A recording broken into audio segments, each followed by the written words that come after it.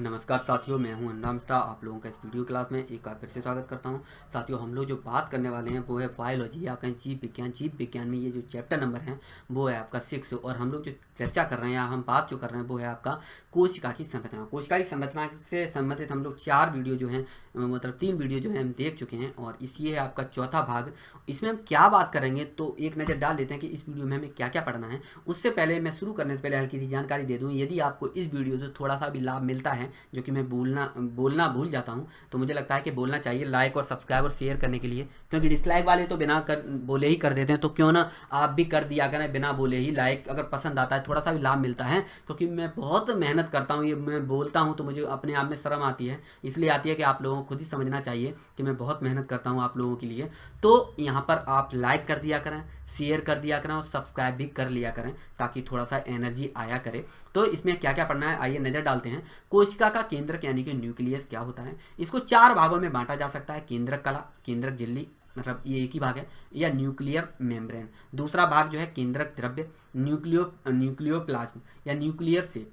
तीसरा जो है केंद्रिका न्यूक्लियस, ठीक है। चौथा जो है क्रोमेटिन धागे, ठीक है। इसमें हम क्रोमेटिन धागे के बारे में अलग से बात करेंगे। केंद्र की खोज किसने की, केंद्र के कार्य तथा उसकी विशेषताओं के बारे में यहाँ पर बात करने वाले हैं। तो चलिए शुरू करने से पहले हल्की सी मैं आपको जानकारी और दे दूं कि यदि आपको इस वीडियो की या फिर हिस्ट्री, ज्योग्राफी, पॉलिटी किसी भी सब्जेक्ट की पीडीएफ चाहिए तो आपको 2 तरह से मिल सकती है। एक तो आप इंस्टा मोजो से खरीद सकते हैं, दूसरा आप मुझे क्या कर सकते हैं, मैसेज कर सकते हैं। और यदि आप डिस्काउंट चाहते हैं तो आप मैसेज करें व्हाट्सएप पे, इस नंबर पर कुछ भी लिखकर भेज दें और मैं आपका वहाँ पर उत्तर दूंगा। दूसरा, आप फ्री यदि चाहते हैं, मतलब कुछ पेज आपको फ्री दे दिए जाएंगे आप ताकि समझ सकें, तो मैं आपको यहाँ पर ये टेलीग्राम का ग्रुप है, उससे आप जुड़ सकते हैं। वहाँ पर जाकर आप देख सकते हैं, नीचे मैं लिंक दे दूंगा, ठीक है। दूसरी चीज़ एक और बता दूँ, यहाँ पर जो पीडीएफ बनाई है वो 2 प्रकार की है। एक तो ब्लैक एंड व्हाइट है, दूसरी जो है कलर्ड है। तो कलर्ड वाली में क्या फ़ायदा मिलेगा, ब्लैक एंड व्हाइट में क्या फ़ायदा मिलेगा, दोनों के बारे में अलग से वीडियो बनाऊंगा। तो चलिए फिर शुरुआत करते हैं आपका इस वीडियो की। आइए केंद्रक के बारे में बात कर लेते हैं। केंद्रक क्या होता है, फिर से एक बार रिवीजन करा देता हूँ। ये है आपकी कोशिका, पूरी कोशिका है। मैं आपको ऐसे दिखाऊं, ये मान लीजिए कोशिका, कोशिका के बीच वाला भाग केंद्रक, ठीक। कोशिका की ऊपरी जो सबसे ऊपरी जो परत है उसको हम कोशिका झिल्ली कहते हैं, ठीक है। चलिए समझते हैं आगे। केंद्रक के बारे में बात करते हैं। रॉबर्ट ब्राउन ने 1831 में केंद्र की खोज की थी। एक वैज्ञानिक थे जिनका नाम था रॉबर्ट ब्राउन ने 1831 में, ठीक। जो केंद्रक होता है, सभी यूकैरियोटिक जीवों की कोशिकाओं में एक अंडाकार या कहें गोलाकार रचना होती है, जिसको हम केंद्रक कहते हैं। मान लीजिए यूकैरियोटिक कोशिका है, इसमें ये कोशिका है, कोशिका का जो बीच वाला भाग है ये गोल या अंडाकार आकार में है, इसको हम केंद्रक कहते हैं, ठीक है। केंद्रक को अगर हम यहाँ पर उठा लाएं तो ये आपका यहाँ पर केंद्रक रखा हुआ है, ठीक है। तो यह कोशिका का सबसे महत्वपूर्ण भाग होता है। कौन सा, केंद्रक सबसे महत्वपूर्ण भाग होता है। इस केंद्रक को हम 4 भागों में बांट सकते हैं, ठीक है। 1 2 3 4 भागों में बांटते हैं। सबसे पहला केंद्र का, दूसरा क्रोमेटिन केंद्रक, झिल्ली केंद्रक, छिद्र, इस तरह से इसके कुछ 4 भाग हो जाते हैं। तो आइए एक एक करके देखेंगे हम इसको। सबसे पहले हम इसमें देखते हैं, पहले मैं नाम बता दूं फिर एक एक करके जानेंगे। केंद्रक कला, केंद्रक कला जिस तरह से आपकी कोशिका होती है, कोशिका की जो आखिरी परत होती है उसको हम कोशिका झिल्ली कहते हैं, उसी तरह से जो आपका केंद्रक होता है, केंद्रक की जो आखिरी झिल्ली, आखिरी परत जो होती है उसको हम केंद्रक झिल्ली कहते हैं। केंद्रक झिल्ली को केंद्रक कला, ठीक, न्यूक्लियर मेम्ब्रेन, न्यूक्लियोमा, ठीक है, केंद्रक आवरण या न्यूक्लियर एनवलप, ठीक है। एनवलप होता है लिफाफा, तो लिफाफा जिस तरह से जो चिट्ठी होती है वो लिफाफा से घिरी हुई होती है, उस तरह से आप मान लीजिए ये चिट्ठी है, चिट्ठी की तरह ये एक लिफाफे से ढकी हुई है। तो सबसे लास्ट परत क्या कहलाई इसकी, केंद्रक झिल्ली। कोशिका की लास्ट परत कोशिका झिल्ली, कोशिका झिल्ली यहाँ पर आप देख सकते हैं, कोशिका झिल्ली ये है केंद्रक झिल्ली, ठीक है। अगर मैं इसमें भी दिखाऊं आप लोगों को तो आप यहाँ पर देख सकते हैं, ये आखिरी परत कोशिका झिल्ली की।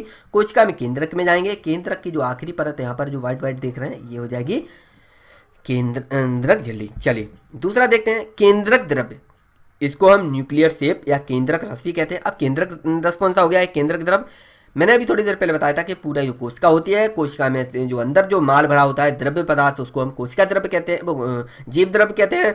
जीव द्रव्य के बाद, जीव द्रव्य को 2 भागों में हमने बांटा था, कोशिका द्रव्य और केंद्रक द्रव्य। तो केंद्रक में पाए जाने वाले द्रव्य को हम केंद्रक द्रव्य कहते हैं, और जो केंद्रक द्रव्य के अलावा जो बचा द्रव्य होता है उसको हम कोशिका द्रव्य कहते हैं, ठीक है। तो केंद्रक द्रव्य या न्यूक्लियर शेप या केंद्रक रस, ठीक।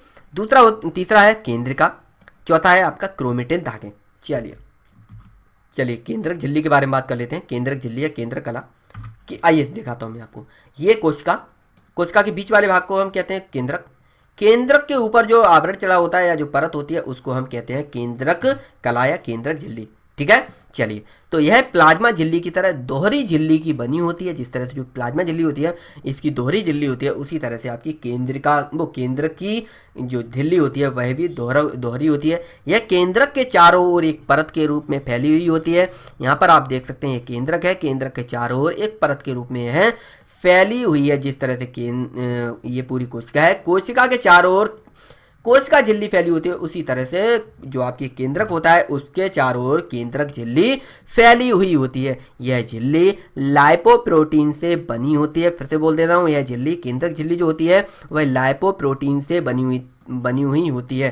ठीक है, यह सिर्फ यूकैरियोटिक कोशिकाओं में ही मौजूद होती है, या इसको हम कैसे कह सकते हैं कि जो यूकैरियोटिक जीव होते हैं उनके अंदर ही यह केंद्रक कला मौजूद होती है। ठीक है, क्योंकि जो प्रोकैरियोटिक कोशिका होती है या कहीं प्रोकैरियोटिक कोशिकाओं में यह पाया नहीं जाता, यानी केंद्रक नहीं पाया जाता, उसमें जो केंद्रक द्रव्य भी नहीं पाया जाएगा, यानी कि कोशिका द्रव्य तो होगा लेकिन उसमें केंद्रक द्रव्य नहीं होगा। समझ में आ गया? क्योंकि प्रोकैरियोटिक कोशिकाएं जो होती हैं उसमें केंद्रक नहीं होता है, अगर होता भी है तो वो विकसित नहीं होता, यानी कि अविकसित होता है, उसका कोई मतलब नहीं बनता। यानी कि सीधी सी बात है, अगर हम पड़ोस में नहीं, मान लीजिए मैं बाइक खरीदने जाता हूँ और मैं बाइक लेने जाता हूँ, तो बाइक खरीदूंगा भाई वो जो चलती होगी, बैठूंगा और स्टार्ट करूंगा और मुझे दिल्ली छोड़ के आएगी। लेकिन अब मैं आपसे कहूँ कि भाई साहब बाइक तो दिलवा दूंगा लेकिन अविकसित बाइक होगी, अब उसमें टायर नहीं,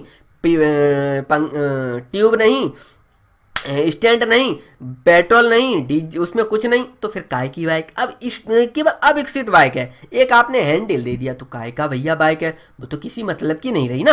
अब हम 10 ही साल में हम उसका हैंडल मिलेगा, फिर हमें टायर मिलेंगे, तो इसका सीधा मतलब हो गया प्रोकैरियोटिक में केंद्रक नहीं पाया जाता, अगर पाया भी जाता है तो वो न के बराबर होता है, यानी कि अविकसित होता है। ठीक है, तो सीधी बात यह है कि सिर्फ और सिर्फ यूकैरियोटिक कोशिकाओं में ही केंद्रक मौजूद होता है। ठीक है, प्लाज्मा झिल्ली की तरह यह भी, जो प्लाज्मा झिल्ली मैंने आपने वो बताया था कि प्लाज्मा झिल्ली जो है चयनात्मक पारगम्य करता है, यानी कि मैंने बताया था कि चयनात्मक होता है कि किसी का भी चयन करके अंदर बाहर करना। मुझे लग रहा है कि मेरा आईएएस में सिलेक्शन हो गया और मेरी हरकतें हैं आईएएस जैसी नहीं है, तो मेरा क्या है, मुझे बाहर कर दिया गया। अब कोई व्यक्ति बाहर खड़ा है और उसको क्या किया, भाई साहब अरे तुम्हारी शक्ल तो आईएएस जैसी लग रही है, आइए बिल्कुल सर आपका स्वागत है, तो भैया क्या किया, उसको अंदर ले लिया। इसका मतलब हुआ चयनात्मक। ठीक है, फिर से मैं बता दूं, प्लाज्मा झिल्ली जिस तरह से चयनात्मक पारगम्य करता है, उसी तरह से केंद्रक झिल्ली भी चयनात्मक पारगम्य करता है, यानी कि इसमें छोटे छोटे छेद होते हैं जिससे माल का क्या होता है, लेन देन होता है। यानी कि लेन का मतलब लेना और देन का मतलब देना, यानी कि जो माल है या जो अणु हैं, जो कण हैं, वो आते हैं और जाते, इसी तरह से इनका चलता रहता है। या फिर इसको ऐसे भी कह सकते हैं कि यह केंद्रक तथा कोशिका द्रव्य के बीच पदार्थों का लेन देन करता है। अब केंद्रक और कोशिका द्रव्य कैसे हो गया, अब भैया ये है आपका केंद्रक। ठीक, अब यहाँ पर ये केंद्रक के बाहर वाला जो द्रव्य क्या कहलाता है, कि केंद्रक द्रव्य कहलाता है, जितना भी इसमें द्रव्य पदार्थ है। तो केंद्रक द्रव्य और कोशिका द्रव्य के बीच में जो माल है या जो पदार्थ है उसका आदान प्रदान या लेन देन होता है। ठीक है, केंद्रक झिल्ली को केंद्रक कला या न्यूक्लियर मेम्ब्रेन या सेल कोट भी हम कह देते हैं। फिर से मैं बोल देता हूँ, केंद्रक झिल्ली को केंद्रक कला या न्यूक्लियर मेम्ब्रेन या सेल कोट भी इसको हम कहते हैं। चलिए दूसरा देखते हैं, केंद्रक द्रव्य। केंद्रक झिल्ली हो गई, अब बात करते हैं केंद्रक द्रव्य। मैंने अभी थोड़ी देर पहले बताया था कि जीव द्रव्य होता है, जीव द्रव्य को हम दो भागों में बांटते हैं। जो केंद्रक वाला भाग होता है उसको हम केंद्रक द्रव्य कहते हैं, जो केंद्रक के बाहर वाला जो द्रव्य होता है उसको हम कोशिका द्रव्य कहते हैं। तो हम कब बात कर रहे हैं किसके बारे में, केंद्रक द्रव्य के बारे में। आइए समझते हैं, केंद्रक द्रव्य या न्यूक्लियर शेप या केंद्रक रस। ठीक, आइए समझते हैं। केंद्रक के अंदर पारदर्शी तरल पदार्थ भरा होता है, ये आपका कोशिका के अंदर यहाँ पर देखेंगे गोल आकृति केंद्रक की, इसको उठा के हम यहाँ पर ले आते हैं, तो ये केंद्रक है, इसमें जो तरल पदार्थ भरा हुआ है उसको हम क्या कहते हैं, उसको हम केंद्रक द्रव्य कहते हैं। इसको क्या कहा जाता है, केंद्रक द्रव्य। ठीक, फिर से बोल दे रहा हूँ, केंद्रक के अंदर पारदर्शी तरल पदार्थ भरा रहता है। यह प्रोटीन के छोटे छोटे छोटे छोटे कण से बना होता है। इसको ही हम केंद्रक द्रव्य कहते हैं। इसके अंदर यानी कि केंद्रक द्रव्य के अंदर क्रोमेटिन धागे, ठीक है, क्रोमेटिन धागे, केंद्रिका, राइबोसोम्स, आरएनए, इस तरह के कुछ तत्व पाए जाते हैं। फिर से बोल दे रहा हूं, जो क्रोमेटिन है वो जो केंद्रक द्रव्य है उसके अंदर आपका क्रोमेटिन धागे, केंद्रिका, केंद्रिका यहाँ पर आप देख सकते हैं, केंद्रक के अंदर केंद्र, उसको हम कहते हैं केंद्रिका। यानी कि ये आपका कोशिका, कोशिका के अंदर केंद्र, केंद्र के अंदर एक छोटा सा आप लोगों को दिख रहा होगा, मैं जूम कर दूं, इसको हम कहते हैं केंद्रिका। यहाँ पर मैंने सब बना दिए हैं, आप लोगों को भी इस तरह से एक आकृति बनानी होगी। केंद्रक, केंद्रिका, क्रोमेटिन, केंद्रक क्षेत्र, केंद्रक झिल्ली, गोल्जी काय, ठीक है। चलिए समझ में आ गया। चलिए आगे बात करते हैं। इसमें एक चीज रह गई, इसके अलावा यानी कि केंद्रिका, क्रोमेटिन धागे, आरएनए, राइबोसोम्स के अलावा इसमें कुछ एंजाइम्स भी मौजूद होते हैं। एंजाइम बिकर्स होते हैं। जब केमिस्ट्री पढ़ेंगे तो उसमें अच्छे से समझेंगे एंजाइम्स के बारे में। आइए देखते हैं। इसके बाद बात करते हैं केंद्रिका के बारे में। मैंने आप लोगों को फिर से बता दूं, ये हो गया कोशिका। मैं इसलिए बता रहा हूँ कि आप लोगों को याद हो जाए, दिमाग में फोटोकॉपी हो जाए। ये नहीं कि ये मैं कोई मुझे फायदा मिल रहा है, इससे मुझे कोई फायदा नहीं मिल रहा है। मैं सोचता हूँ आपको ज़्यादा से ज़्यादा लाभ मिले, इसलिए मैं रिपीट कर देता हूँ, क्योंकि ये टफ है। कोशिका हमें याद नहीं होगी। मैं चाहता हूँ कि कोशिका भी आपको एकदम आंखें बंद करें, हर एक चीज़ आप महसूस करें कि ये यहाँ पर होती है, ये यहाँ पर होती है, ये इस तरह से। इसलिए मैं बोल रहा हूँ, मुझे कोई यहाँ से फ़ायदा नहीं है, मुझे चिल्लाने का शौक नहीं है और ना मैं इससे कोई मुझे ज़्यादा लाभ है। मैं सिर्फ चाहता हूँ आप लोगों का भला, क्योंकि आप लोगों तक कोई बढ़िया चीज़ पहुँच जाइए तो आप कहेंगे हाँ लौंडे ने कुछ दिया है, ठीक है। ये बस ये मेरा तरीका है, जिसको अच्छा लगे उसके लिए हमेशा मैं धन्यवाद करता हूँ। चलिए देखते हैं केंद्रिका। मैंने फिर से बोल दे रहा हूँ, मैंने बताया कि ये आपका कोशिका, कोशिका के अंदर एक केंद्र, केंद्र के अंदर एक केंद्रिका। समझ में क्या? आइए देखते हैं। केंद्रिका की खोज करने वाले एक व्यक्ति थे जिनका नाम था फोंटाना। तो केंद्रिका की खोज सबसे पहले 1781 में फोंटाना ने की थी, लेकिन इसका नाम नहीं समझ में आ रहा कि भैया इसका नाम क्या रखें। फिर मैं पहुंचा, उस समय मेरे 2-3 जन्म हो चुके हैं, 2-3 क्या मुझे तो याद नहीं है, मेरे करीब 30-40 जन्म हो चुके हैं। मुझे उन चीज़ों की याद नहीं है, बस मुझे महसूस होता है कि मेरे इधर उधर जन्म हुए। तो एक व्यक्ति थे बोमेन नाम के, तो फोंटाना ने तो भैया देख लिया, केंद्र की खोज कर ली, लेकिन समझ नहीं आ रहा था कि नाम क्या रखें। फिर वहाँ पर मैं पहुँचा, एक व्यक्ति थे, 1840 की बात है, छोटा था मैं। तो एक व्यक्ति थे जिनका नाम था बोमेन। तो बोमेन को मैंने राय दी, कहा कि ऐसा कर रहे हैं आप इसका नाम रख दें। तब जब उन्हें राय जब मैंने दी तो उन्होंने तुरंत उसका नाम रखा केंद्रिका या न्यूक्लियोलस, ठीक। फिर से बोल देता हूँ, केंद्रिका की खोज करने वाले सबसे पहले व्यक्ति थे, इनका नाम था फोंटाना। ये 1781 में इन्होंने खोज की। उसके करीब करीब 60 साल बाद करीब 60 साल बाद 1840 में बोमेन ने, यहाँ पर लिखा हुआ है, बोमेन ने इसको नाम क्या दिया? न्यूक्लियोलस नाम दिया, न्यूक्लियोलस, ठीक।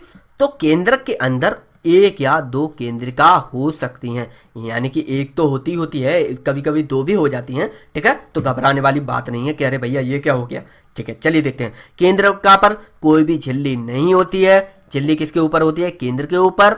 केंद्रक के ऊपर, केंद्र के अंदर केंद्रिका, केंद्रिका के ऊपर कोई भी झिल्ली नहीं होती है। पूछे तो कहना भैया नहीं होती है, इसलिए मैं बोलता हूँ, रिपीट कर देता हूँ, एकदम फोटोकॉपी होगी। फोटोकॉपी जब होती है तो आनंद कुछ ज़्यादा ही आता है, ठीक है। चलिए मैंने क्या बताया, केंद्रिका पर कोई भी झिल्ली नहीं होती है, इसलिए यह सीधे केंद्रक द्रव के संपर्क में रहती है।